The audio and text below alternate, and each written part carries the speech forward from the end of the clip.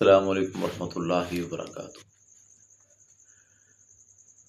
قربانی کے متعلق کچھ سوال تھے۔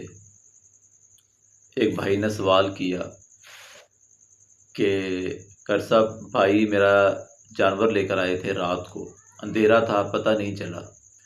اب جب گھر لے کر آئے ہیں تو وہ جانور جب چلتا ہے تو وہ پھر ایسے جیسے اس کی ٹانگ خراب ہو، لنگڑا پن اس کے اندر ہے، تو کیا اس کی قربانی ہو جاتی ہے؟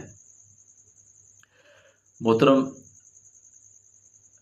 ابن ماجہ کی روایت ہے کہ رسول اللہ صلی اللہ علیہ وآلہ وسلم نے فرمایا، ایسا جانور جس کی بیماری نمایاں ہو جائے، اس کا لنگڑا پن، اس کا سینگ ٹوٹا ہوا ہو، اس کا کان کٹا ہوا ہو یا وہ اندھا ہو، ایسا جانور جس کی بیماری نمایاں ہو جائے، ایسے جانور کی قربانی جائز نہیں ہے۔ پھر اسی طرح سوال ہے کہ اگر گنجائش ہو تو قربانی نہ کی جائے، تو اس کے اوپر کیا حکم ہے؟ ابن ماجہ ہی کی روایت ہے، حضرت ابو ہریرہ رضی اللہ تعالی عنہ سے روایت ہے کہ رسول اللہ صلی اللہ علیہ وآلہ وسلم نے فرمایا کہ جس کے پاس قربانی کرنے کی گنجائش ہو اور وہ اگر قربانی نہ کرے تو اسے چاہیے کہ وہ ہماری عیدگاہ کے قریب بھی نہ آئے، یعنی کہ پھر وہ نماز پڑھنے کے لیے ہماری عیدگاہ کے قریب بھی نہ آئے۔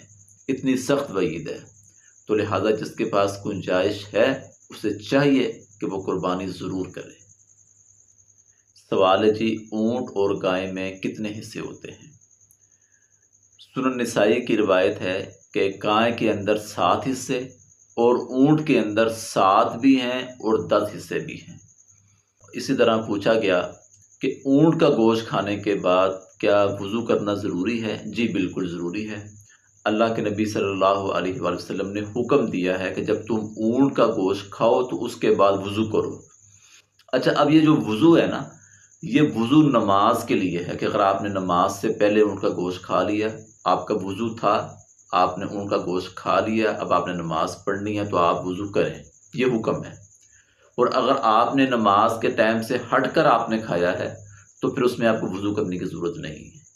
اب اس میں کیا حکمت ہے، اس کے لیے امام ابن القیم رحمۃ اللہ علیہ کا ایک قول ہمارے سامنے ہے کہ وہ کہتے ہیں کہ اس کے اندر شیطانیت بہت ہے، اونٹ کے اندر یہ بہت زیادہ غصے میں آنے والا ہے، تو اس لیے حکم دیا گیا ہے کہ جب تم اونٹ کا گوشت کھاؤ تو اس کے بعد تم وضو کر لو۔